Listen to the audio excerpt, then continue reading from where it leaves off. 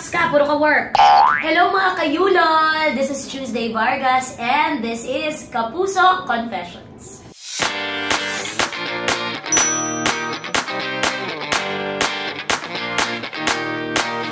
Kung aagawin ko ang talent ni Chelsea Manalo, na ating Miss Universe, no? Ito ay ang talent niyang maging maganda. Despite everything that is thrown at her. Alam niyo, ang ganda nitong babae na to kasi ang ganda ng backstory. It's high time that a beauty queen has some substance. May grit, may konting texture. Texture? Ano siya, tela? Oo, pero anyway, napakaganda ni Chelsea. Congrats, Chelsea! We still love you. Don't worry. Pag-uwi mo dito, masaya ang lahat sa pagbalik mo. Kung ililibre ko sa bakasyon si Buboy, dadalhin ko siya sa isang malaking banyo. Oo. Kasi minsan lang maligo si Buboy, kung hindi niyo po naitatanong. Oo, lahat ng ipon niya ay binibigay niya sa mamahal niya sa buhay. Wala siyang pambili ng sabon.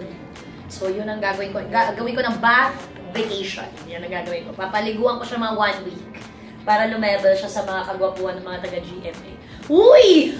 Pero seryoso Buboy mag-relax ka, puro ka work. Best investment na hindi ko pinagsisihan ay edukasyon. Kasi ang dami ko nang tinapos na mga kung anis-anis. Tinapos ko na rin yung, yung buhay ng mga ibis sa bahay kasi ang dami nila doon. May mga pagkain. Pero anyway, ang pag-aaral talaga ay isang bagay na dapat ay binibigyan ng panahon, ng oras, ng lahat, ng energy, ng life force. Dahil yan ay kayamanan, sabi nga ng mga magulang, na hindi nananakaw. Kung mai-interview ko si gusto kong tanungin sa kanya kung bakit Your Honor, I have the right to make you smile. Di po ba? Naku guys, samahan niyo po kami. Ito po si Tuesday Vargas. At syempre, kasama ko ang nakakatawa at napakakwelang si Buboy Villar sa ating bagong show na Your Honor, we have the right to have more fun with you guys online.